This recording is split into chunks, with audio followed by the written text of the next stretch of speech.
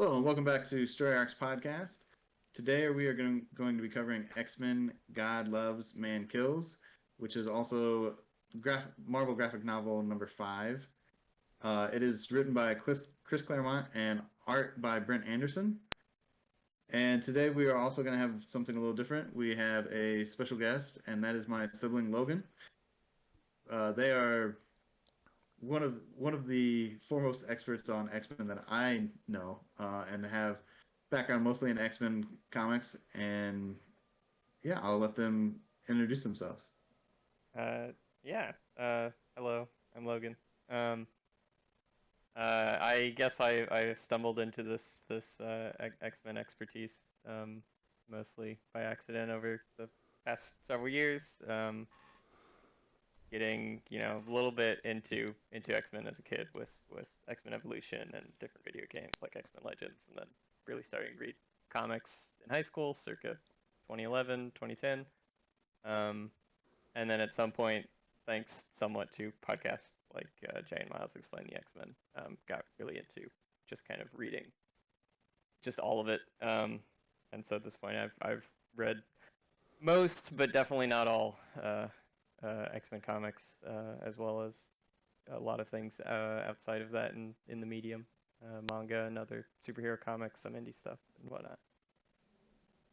And yeah, and shout out to Jane Miles Explain the X-Men, which Logan introduced me to, and then also has somewhat of an influence on the idea behind this podcast originally. So shout out to them. This And would not be the first podcast that they, I think, directly inspired. There's a bit of yeah, a whole community out there thanks to them right now. yeah, for sure. Um, so yeah, God Loves, Man Kills. It is pretty much one of the quintessential X-Men stories, and for a long time stood by itself, although it is now part of official canon thanks to some minor retcons. And yeah, the summary essentially. So the story is William Stryker is an evangelist, and he has a ongoing crusade against mutants. His purifiers start the issue off by murdering two mutant children in the first scene, having already murdered their parents.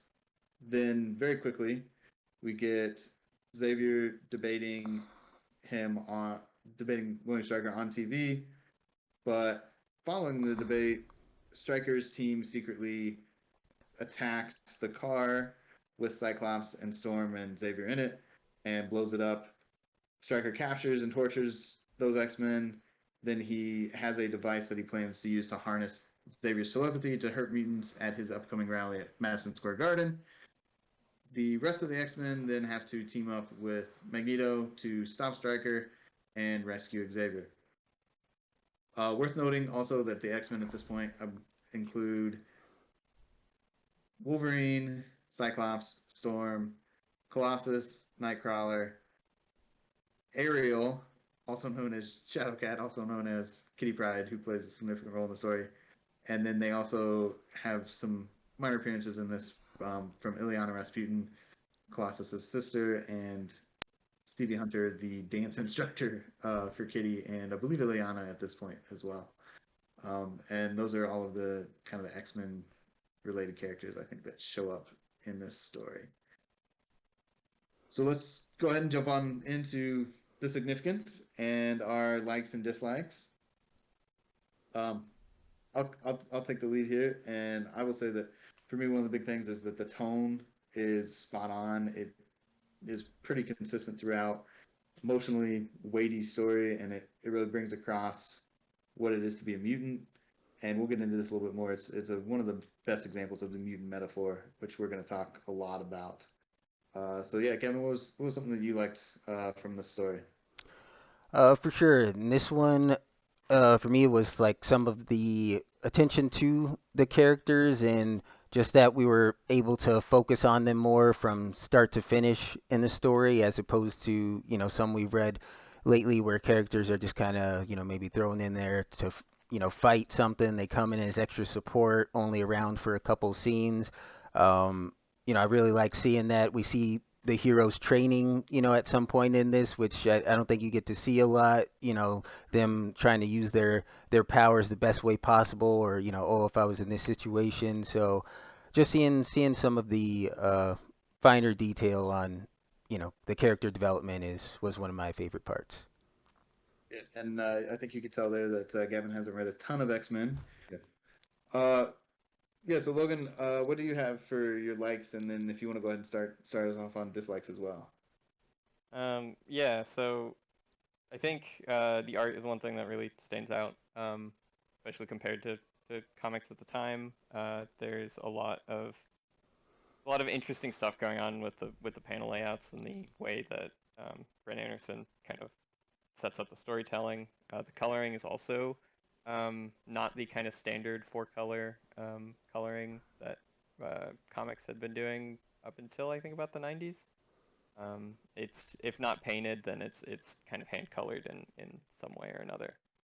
Um, and I think the pacing and the plotting is very tight. It's very cinematic, um, and that kind of stands out from other X-Men comics in particular because Chris Claremont especially can be very wordy, very uh, spends a lot of time in thought bubbles and narration boxes, kind of explaining what's going on with the characters, and as well as over explaining some stuff you can already see in the comic, um, and having a thousand subplots at once.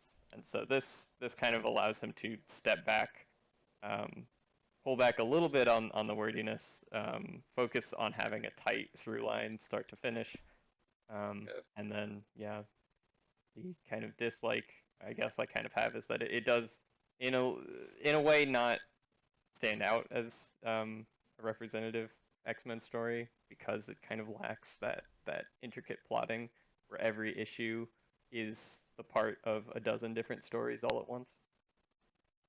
Yeah, it's a kind of puts Claremont in a box and contains him a bit, but it does take away, I think, kind of that serialization soap opera type feel that a lot of Claremont X-Men gets, is that you build to things over and over and over again, and that's some of my dislikes really too. Is that I like Claremont, but it's a lot, and with as heavy as the subject matter is, sometimes being so long-winded, like you kind of need to take a break reading this whole thing. Um, yeah, Gavin, did you have any other dislikes? Yeah, I guess I'll just say overall, I mean, with the story, yeah, I know it is a serious topic overall, and I feel like to for the sake of advancing the story, some of the heroes, that we have later, I'll say just even like the police officers are, maybe don't give such a realistic, I guess, idea to me of how they might act, in reality. I understand that it's, I think he was the writer's trying to tell a story and maybe hoping that this would be the reality, but maybe for me just their depictions you can tell was kind of just for the sake of the story in some ways that these characters needed to act this way so that you kind of get the good ending. So for that in that way it was a little skewed for me. Yeah, there's a couple of questionable motivations for actions from the villains and from kind of side characters. Uh, but overall, I think not as many questionable motivations as we've seen in some of our recent weeks with some of our '90s comics that we've covered. So, Definitely, yeah. uh, yeah, cultural significance and through our lens are generally our next two topics. I think this one is going to be really hard to kind of keep those separate. For me, this is what we've talked about a little bit already, but this is that perfect example of the mutant metaphor. And if you're not familiar with mutant metaphor, I think it would take a long time to fully explain it, but the basics is essentially that mutants are often a stand-in for other marginalized groups in these stories, even at times when they don't do a great job um, actually putting those marginalized groups on panel. But this is Claremont's X-Men, where we kind of start actually getting some representation from characters of different backgrounds and different races and some subtext of LGBT characters that also picks up a little bit. And I think if you listen to Jay and Miles, I think they cover a lot of that information. So if you really end up digging on the X-Men after this, reading this, that's a good place to start out to get a lot of information on them. But yeah, Gavin, what are some of the points that picked up for you culturally and lens wise? For sure. Overall, I think it was just how easily religion, yeah, was spun against the mutants overall, right? I mean, some of the arguments that the Reverend William Stryker is giving are, I mean, not so far fetched and crazy and out there, right? You can see kind of how religion drives him towards his views a bit, and so I think that speaks a lot to it. And just, I mean, you have a scene where you have a black woman telling Kitty, a minority telling this young Jewish girl about how you're supposed to maybe brush off some nasty things people are saying about mutants, and that really comes full circle really easily when it's like when she comes back, oh well, what if they were saying the N word? Would it be so easy to brush off? And I think that's just really brings the reader into that whole thing that you're saying with minorities overall. So I mean, there are a lot more, maybe more examples, but I think that gives a really strong thing overall about the cultural significance the writer was trying to show. Yeah, I think this is a story that we see played out in modern day a lot. Maybe not as dramatically, but the ideas of kind of the well, you need to listen to both sides, even if one side is being aggressively anti whoever, or is aggressively murdering, almost murdering people. Um, in this case, actually murdering people. So it's a quite yeah, it's a story that just sticks, and it continues to be relevant. Logan, did you have anything that you wanted to add on there? Yeah, I mean, so I think to briefly touch on the idea of the mutant metaphor is the strength is in many ways how um, it can stand in for several things at once, and you can read the same story. Two people can read the same story and get different things out of it based on their experience.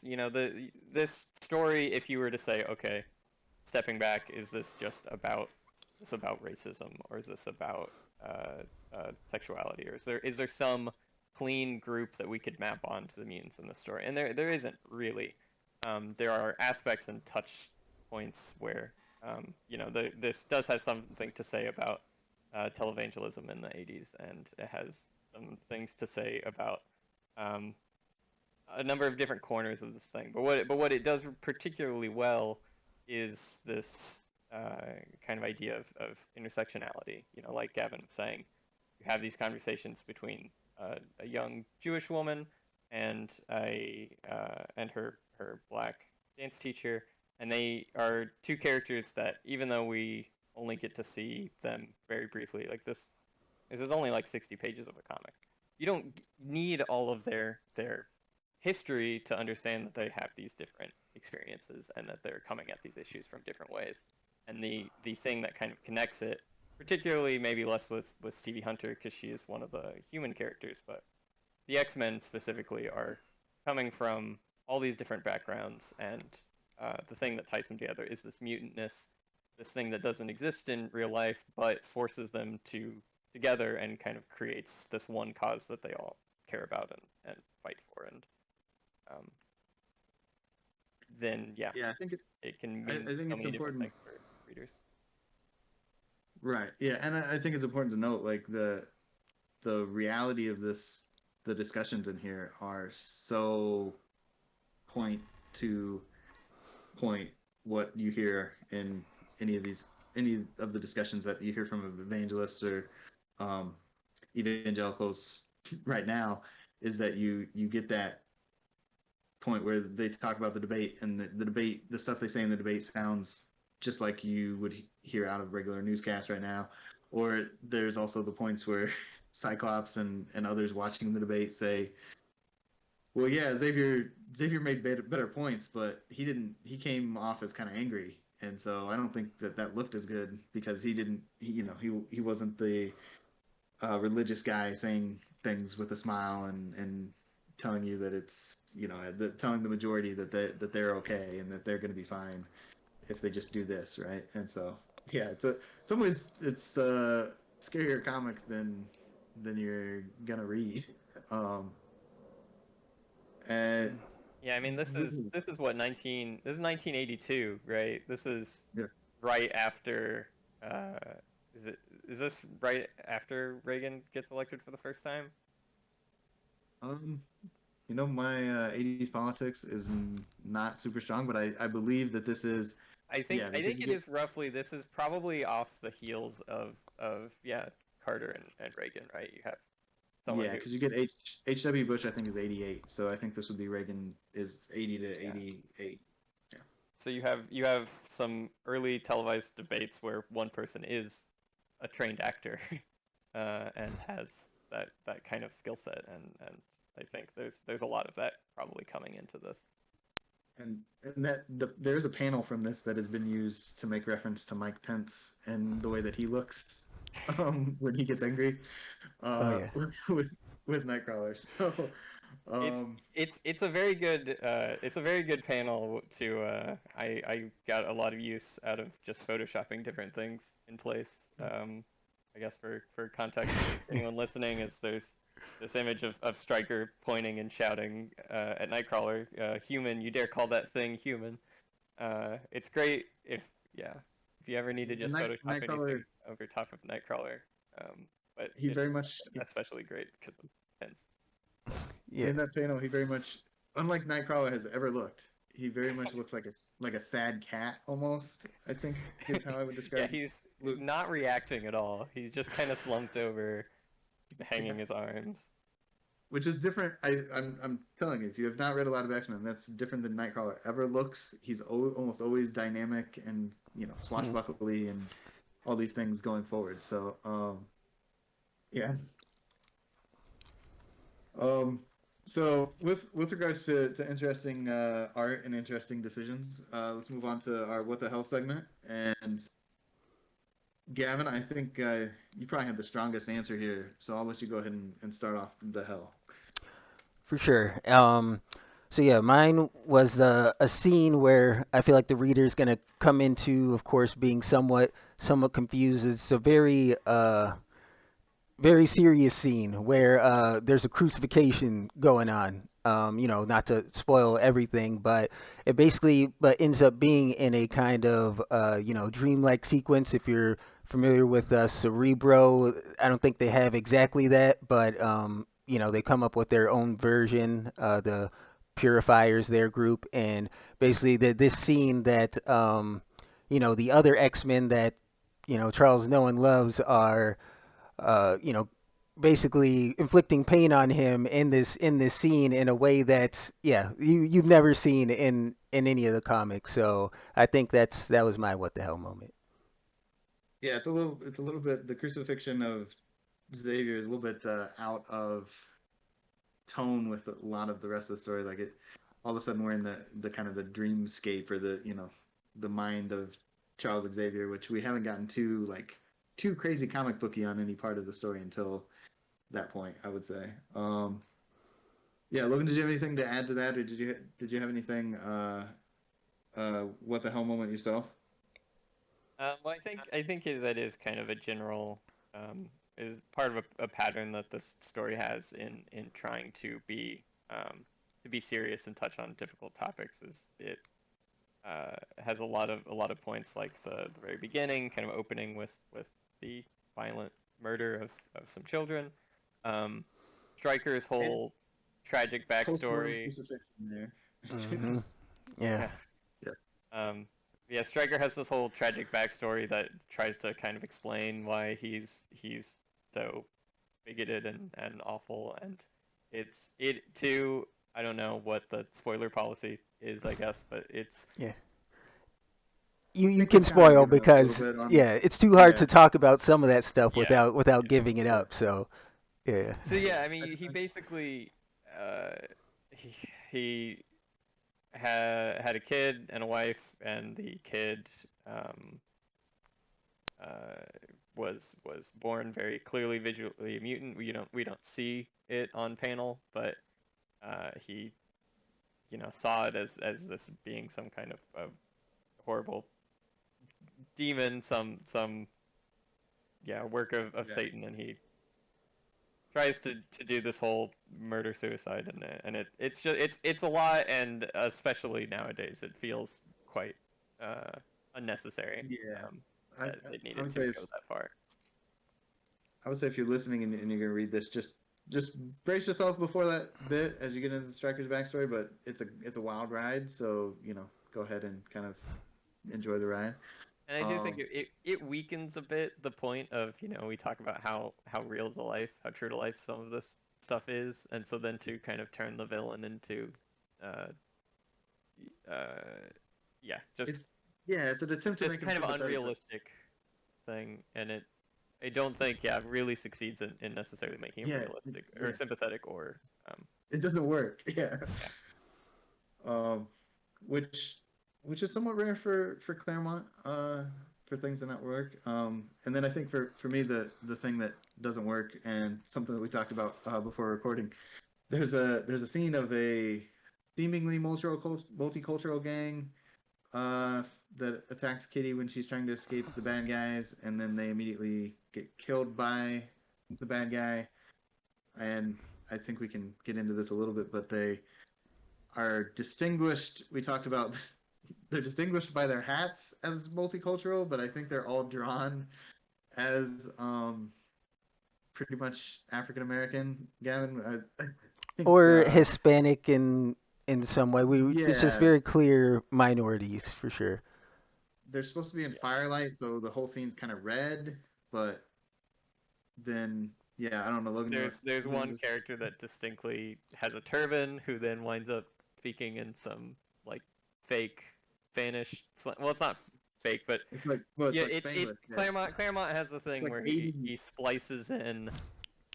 splices in words from different languages in a way that no real human actually speaks like this. But to give you the idea of, oh, this character is from such and such place, or they speak such and such language as their primary language, and so we have to add in some chicas and some jefes and whatnot. And but the fact that it's being put He's in the mouth of, hermanos. yeah, for But yeah, it's it's a good interesting, writer. and I think the art kind of falls down, and the writing kind of falls And down at that point. well, and it's not even a necessary scene. Like Kitty could have Right. just Yes. escaped Absolutely. too. Hmm. um, and I must say that it's a particular turban, and I can't say for certain what type of turban it is because it does have like a particular jewel on it. And then yeah, another guy's Yeah. wearing a cowboy hat. The thing is, yeah, it doesn't look like a casual turban. It looks like, it reminds me of Aladdin something, like he's a prince. You know what I mean? It reminds me of a prince style. I know that could be insensitive to the culture potentially if you don't know what the significance of the gem is, but just to show that it sticks out to the reader. Yeah, Yeah. I almost think it might be Sikh too, like it's based off of like a Sikh turban, which could be. yeah, I don't have enough time to explain Sikhism, nor would I be 100% accurate. But it's a very interesting religion if you're ever interested. I'm a big fan of Sikhs. But yeah, and of course none of them are wearing shirts completely. I don't think. Well, I they think are. they're all. One of them has a long sleeve shirt. One of them is totally shirtless, and four of them have button up shirts that are hanging open. Yeah. So, make sure you Classic. put your turban on and then don't button up your shirt before you go out because something. I don't think Yeah. that would follow modesty rules of any Islamic or Sikh religion too. Maybe I'm wrong there, but that I don't know. It's also New York City, and I would imagine it's cold. That's what the trash can fires were for, I guess. Yeah. Um, It does enough, And I then guess. they all get killed weirdly in between panels. Like we cut straight from one of them pulling out a gun to the the the bad guy purifier lady on the ground having already killed them all while her allies come to rescue her. Yeah, Very and strange. they didn't even get in. They didn't get any hits in either. The one guy threw a knife Yeah. unexpectedly before the fight, and then apparently she just took them all out and sat down. With a knife wound in her shoulder, was able to Yeah, single-handedly kill 6 armed men. and a regular pistol, just like a regular pistol that may not have actually even had 6 shots in it. I don't know. Landed every one Um, of them, every Yeah. shot. Yeah. um, so yeah, let's move on to awards then. Since I think we've covered the weird parts of the story. I think there were some significant weird parts, but overall did not just totally detract from the story. I just want to put that out there because I feel like the amount of weird parts that we discussed when we get to our score later might kind of contradict each other. But Yeah, it's um, it's definitely one of those stories where the stuff that kind of stands out is much easier to talk about, but the things that it does well are kind of consistent throughout. yeah, it really didn't affect the tone. It doesn't totally take you out of it. You just question it kind of later. Um, so first award, of course, best character for me. That was Magneto.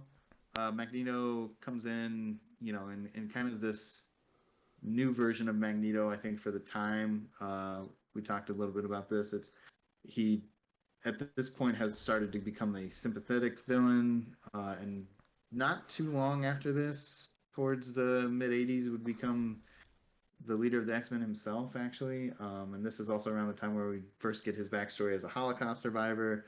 And he's the one that finds the kids and makes sure that they are not found by other children in the morning, hanging from swing sets, which is a heavy moment. And he really, it's one of these when you hear that quote about Magneto was right. Like this is definitely one of those stories where Magneto's versions of things really kind of comes through as possibly the correct um, version for mutants. And so, yeah, I think Magneto's really the best written character here, and I think he's the most interesting character that we get in this story. So, For Gavin, I sure. think did you have Magneto as well? Yeah, that was true for me too. And yeah, like everything you said, I feel like he was definitely the realist for the most part in this, in this story. From where he's approaching, taking action towards the end when, they need to confront the Reverend, when he's on TV, directly addressing some of those things. Magneto's kind of the first one to be like, we need to do something about this, not that they wouldn't have come in and on stage after that, but, he took that action. He talks about, yeah, his views, for the mutant race as a whole. And again, they don't seem so far-fetched, especially when you put them, side by side with what the Reverend's doing here. Right? He wants good for mutants. That doesn't mean he wants humans to be eradicated either. So yeah, I'm also very much for Magneto. He's a likable, side hero. I know he's not main hero. Yeah, I think this is we haven't really touched on this, but part of this story, there's little bits of the story that inspire the X2, the second X Men movie, and I think that's kind of the version of Magneto that you get here a bit is kind of that X2 version with Ian McKellen. And I don't know, just shout out Ian McKellen, Oh yeah, big big Ian McKellen fan and everything. And you can I don't know if you can't notice my poster back here is actually from Mr. Holmes, an Ian McKellen film. So uh, I noticed that over my shoulder as you were talking. um, Logan, Yeah, did you have anybody? Did you have a different best character? well, I wanted to say briefly on the Magneto point that, um, yeah, I mean, like you said, Gavin, he's not he's not about eradication and subjugation of humans at this point. It is much more about, the system doesn't work for us and we need to tear it down. But prior to this, I think this is kind of the shifting point. Because prior to this, in the Silver Age, he's very much a bog standard kind of Doctor Doom sort of villain about taking control and power and basically completely swapping the power dynamic and subjugating humans. But this is part of a very long arc that Claremont takes him on that goes from that that very, very radical perspective to something that is a little bit more practical, and I think works better as something that maps onto real world politics. And it goes to make, I think, Magneto one of, if not Claremont's kind of biggest successes in terms of really fleshed out characters. And it's part of what I think makes him such a strong. I don't even want to say villain. I guess anti-hero in superhero comics up to today. But yeah, he's bounced around a little bit, but yeah. Yeah, yes, there is a big contingent that likes to try to bring him back to full villainy, and so he kind of bounces back and forth. But yeah, I mean the character that I think appreciate most in this is Kitty. Ariel, although I think this is the only time she's ever given the codename Ariel. I don't think in regular continuity she's ever called Ariel. She gets Sprite, which is a codename she doesn't like, and then mostly just goes by her first name, and then, or I guess her full name, and then gets Shadowcat later on. It's a little extra funny because the Purifiers identify her as Ariel, like in their files too. Yeah. I think She's also wearing a costume that she has never worn before this and will never wear again after, which is kind of that is in character. It is a bit of an ongoing. It's an ongoing thing that she keeps changing up her costume, and there's a whole like they had a write-in or they had a contest where fans sent in like new designs and then eventually in the comics, her most common costume ends up being the most basic New Mutants costume. Yeah, which we can blame Joss Whedon for, but there's a lot of things we can blame Joss Whedon for. Yeah. But yeah, I think so. I think Claremont has a tendency sometimes to use Kitty as this kind of perfect mouthpiece of the child who knows enough to be right about things even when the adults are wrong, and because she's not afraid to speak her mind, doesn't have the same. Yeah, she can basically act as kind of Claremont's mouthpiece and stand-in sometime. But what it does well is give her enough kind of rough edges that show that she's still a kid and she's still learning. And between we see the brief connection she has with Ileana and the importance of the connection that she has with the rest of the X-Men, becomes this very well fleshed out dynamic character who gets to in many ways act as the protagonist as much as this is a kind of ensemble cast ensemble story. She gets to give the final speech to Stryker about how mutants are as human as anybody else, and she is one of the ones who gets to kind of kick off the attempted and failed rescue effort once they find out that these things are going on and that maybe Scott and Aurora and Xavier aren't actually dead. Yeah, she gets some of those, the quality lines, and she also I think gets a moment of, hey, you stay here, and then she doesn't stay here. A classic. Yeah, classic Kitty Pryde. I'm my own woman. Yeah. Yeah. And so next we'll move on to worst character. Logan, you want to say your worst character because yours was different than Gavin and I's again, so. So this is in some ways directly connected to talking about Magneto's. So yeah, Xavier is my pick for this. He largely, he opens giving an ineffectual interview, and then gets kidnapped and spends a whole lot of time being brainwashed. And when they do kind of get him out at the end, he is pretty immediately like shaken to his core by the experience to the point where he's ready to totally give up on his dream of peaceful mutant and human coexistence and like and stand over to Magneto, and it kind of comes down to Cyclops to give him this speech about why his dream still matters. And I think contextually, one of the things that we talked about, there are two different kinds of Xavier, and there are stories where Xavier is this perfect idealist who is a great leader and has this unassailable image of what the future can be. And then there's this version that kind of takes all of the things he has done in continuity from uh, from the big picture and says, well, okay, this is this rich white guy with a power that can solve all of his problems, and has created this secret paramilitary organization that is trying to just assimilate into human life, and a lot of what he does kind of works to erase characters' mutantness and not embrace it, like giving Nightcrawler this technology to make him appear human and that kind of thing, but not doing things to make it more acceptable for people to look like Nightcrawler in public.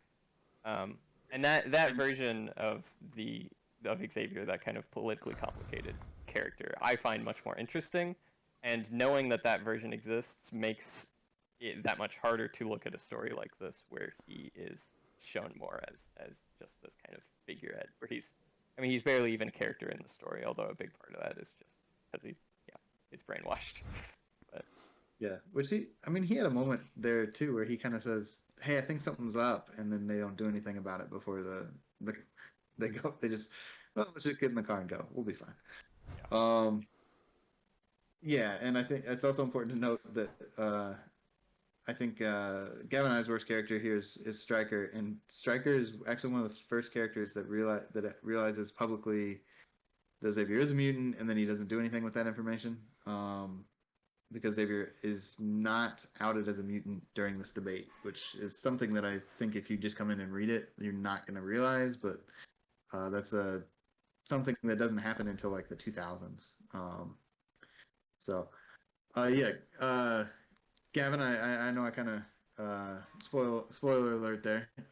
We both had the same worst character as well with Stryker. The Yeah, pretty obvious, right? yeah, He's I don't think that was a big surprise. I mean, yeah, you'll see from his backstory. I mean, throughout being the televangelist, that without the good ideals, I feel like, yeah, he wasn't supposed to be liked. I don't think by the reader overall. Maybe you're supposed to understand where he's coming from a bit, but yeah, I mean, just can't get in tune with the character from yeah start to finish. So. Don't think we need to go too much further. yeah, no, he's pretty awful. So for our wow moment, personally, I had Magneto lifting up the roof of Madison Square Garden, which honestly is not addressed. Um, but the art is solid. There's a couple of questionable things with like the cables that I got a little confused for a second. But like he quite literally lifts up the roof of Madison Square Garden to make his entrance, and it looks really cool. Um, and I feel like the reactions of both the text and of like the people at the rally are not significant enough to kind of match up with how crazy that moment is. But I don't know. I love big, powerful Magneto moments. Those are always some of my favorites. So, Gavin, what did you have for wow?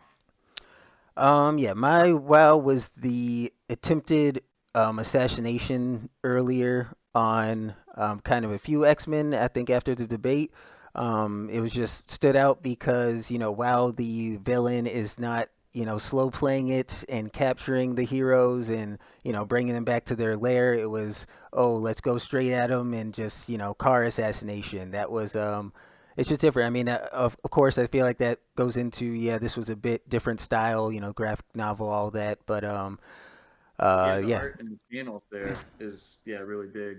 Like yeah, yeah, really stood solid out. too. Yeah, so I didn't mean to ruin your flow there, No, but that was the very end. Yeah. okay. Um, yeah, Logan, did you have a wow moment? Yeah, so mine is it's mostly the art, but the kind of the climactic moment where Kitty finishes giving her speech, and Stryker holds his gun up ready to shoot at the X-Men, and rather than have any kind of big superhero fight, they just kind of stand there unflinching, and there's this long silent series of panels where he gets ready to shoot and then is eventually shot by a police officer who's standing by the camera crew in Madison Square Garden. And the nature of the way the plot kind of has to twist to bring this specific moment. Like, why did Stryker do this way?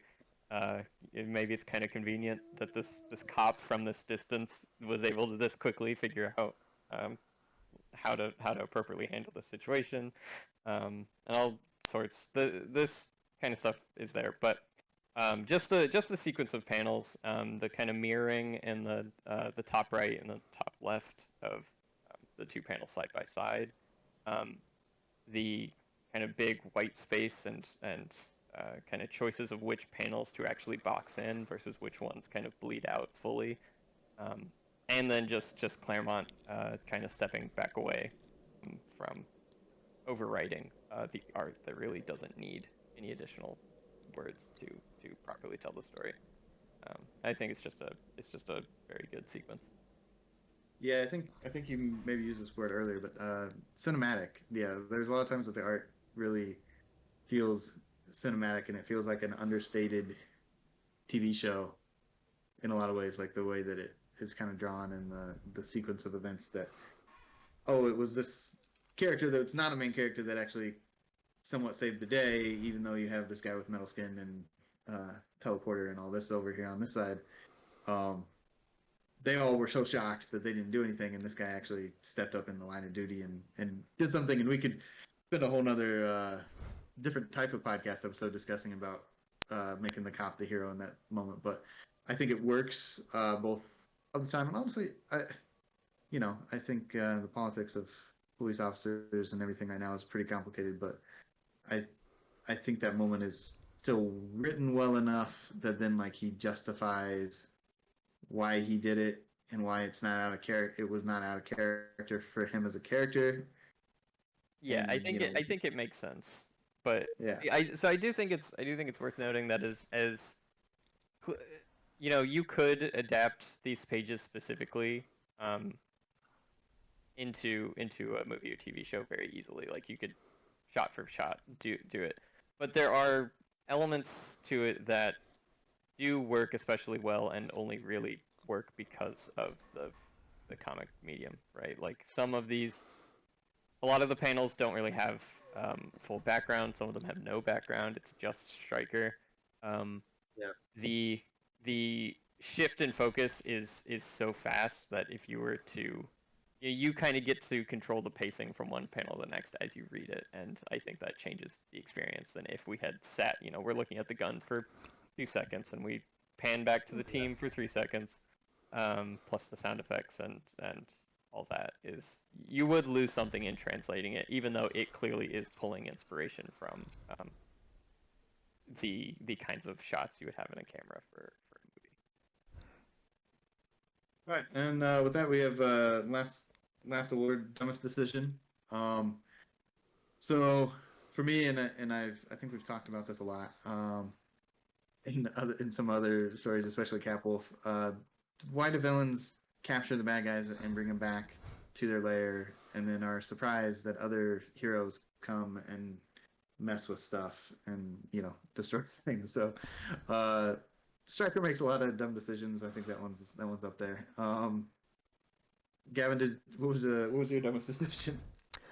Uh, right. So yeah, mine came at the very end. All the way down to that final scene we were just talking about. Because Stryker, I guess the reason why the police officer, needs to act is, he decides that, Kitty, whatever she was doing, to invoke God's will, right? He needs to take her out. So basically, him making that decision, I feel like, was just very, very bad for his cause. Everything that was going on, was a very serious topic. Everyone was making their cases on both sides to the, media. This was the biggest scene, and what I mean, it just kind of he broke. It looked like he caved. I mean, overall, he's not supposed to win. He doesn't have like the winning argument here, but the reader I don't think was so far opposed to his side before that. Um, the mutants just had to make their case, against it. I know one of Nightcrawler's was, maybe we're the humans and all you humans are the mutants, which, I just didn't think sat that well. So yeah, maybe if he didn't do that, people weren't so not on his side. I'm not serious with that, but just to hammer in the point. Yeah, English is not Nightcrawler's first language, so I think that's important to note. Maybe his debating skills might need some work there. I think it's very interesting the kind of role Nightcrawler plays in the story as a whole because yeah, he is typically this kind of contrary to what his appearance would suggest, he's actually this very fun-loving and swashbuckly and exciting character. And in this story, mostly like his standout moments are there's a point where he grabs one of the purifiers upside down with his tail and says, we'd have ways of making you talk and more of making you die.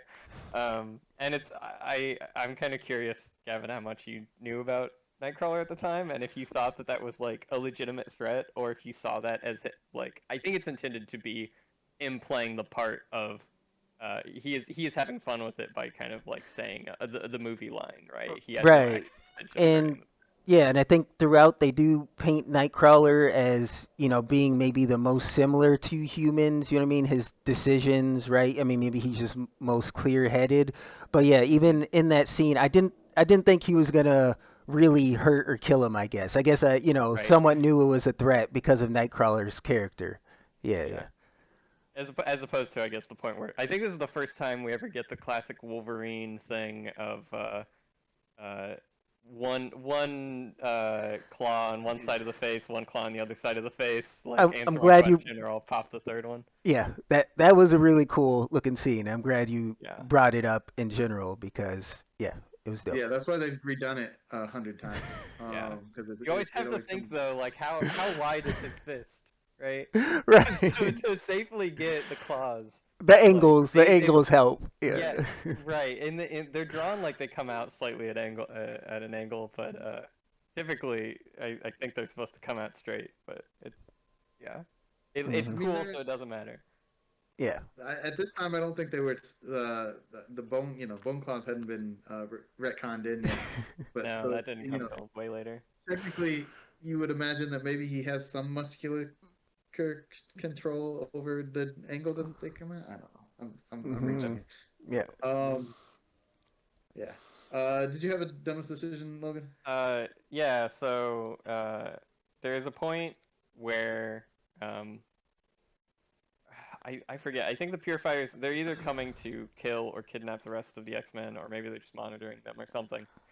But Kitty kind of figures out roughly what's going on and sneaks into their car by phasing into the trunk.